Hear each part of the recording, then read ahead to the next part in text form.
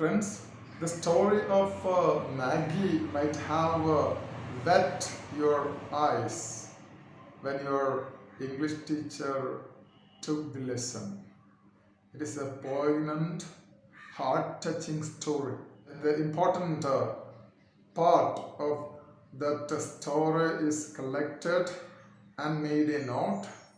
The heart-touching story, Price of Flowers, portrays the bond of human relationship and the compassion that transcends all barriers of nation and culture. And the Price of Flowers, it's a heart-touching story, and it portrays, it presents, it depicts the bond of human relationship, the bond, the deep bond between humans and their relationship, and the compassion and the sympathy and love and care that transcends all barriers of nation and culture, and this love of humanity that transcends means go beyond all barriers, all boundaries of nation and culture. That means the situation, the problems man face is same everywhere.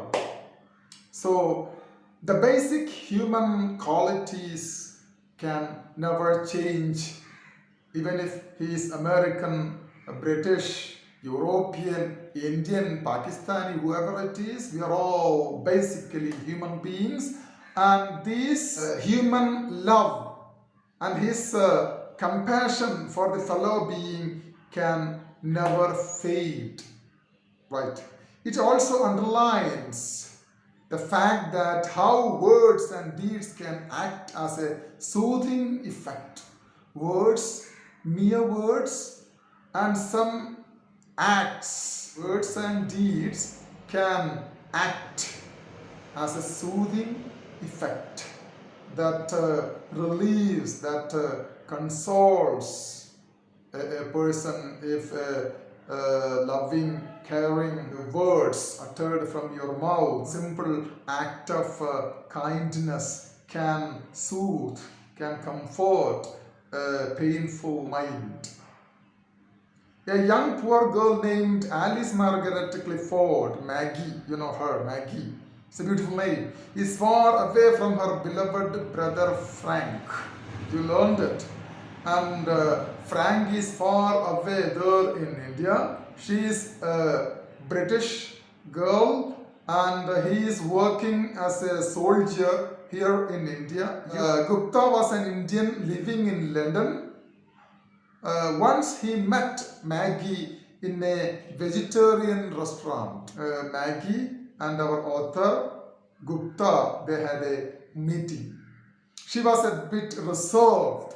She was a bit reserved kind of nature, an introvert, a person who doesn't want to talk too much, and it was not easy to shake off her inhibition. And that inhibition, that introvert nature, it is not much easy to shake off, to remove from her personality. Her dress betrayed her poverty, and when you look at her dress, you cannot understand that she is coming from a poor family.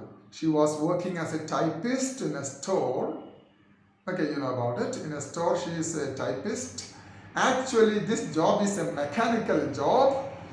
This job actually people don't like because it's a mechanical job. There your brain and heart doesn't have much role in this kind of mechanical work. She longed to do something which requires brain work. She wanted to do. Longed to means she had a desire to do which has got involvement of brain, like that of a secretary. Her widowed mother is very much anxious about her son who is working as a soldier in India. Her mother is very much anxious and she is worried too much about her son who is working as a soldier in India.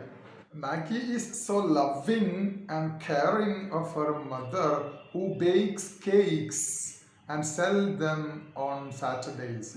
Maggie is loving and caring of her mother, and this mother, even if she is old, she bakes cakes, she prepares cakes and sells them in the neighborhood for their daily livelihood.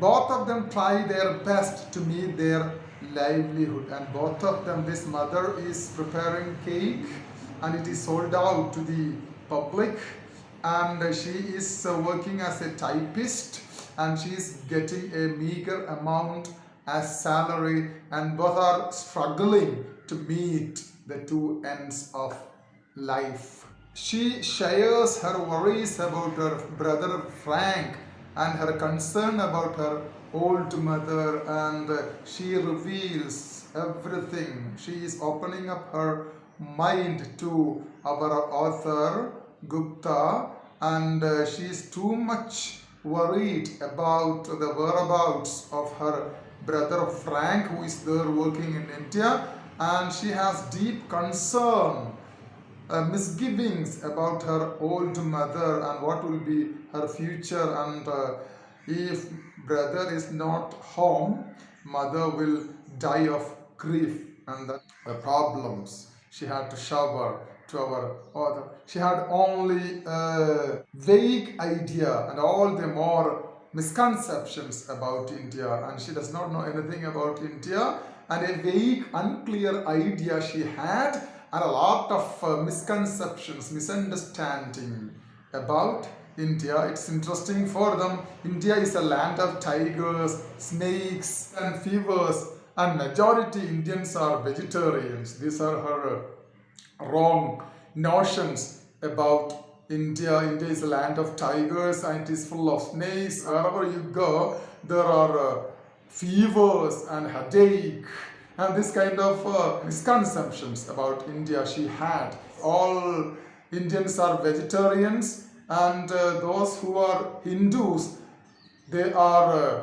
yogis, sages, and they have got occult, magical, supernatural powers. Gupta is thunderstruck, shocked to know that there are impoverished, poor family in the midst of abundance in London. London is the capital of Britain, and there is abundance. It is a European country. It has got the old memories of an empire. The sun never set. In the heart of London, in the midst of this London, there is poor, poverty-stricken families are there, and superstitions in the land of Renaissance, and there is superstitions in the heart of Renaissance. You might have heard about Renaissance Navodhanam, and actually this Renaissance was taken shape in Europe, and England was one of the major countries where it began, and here also there is superstitions, and there are poor, starving families there in the heart of British Empire.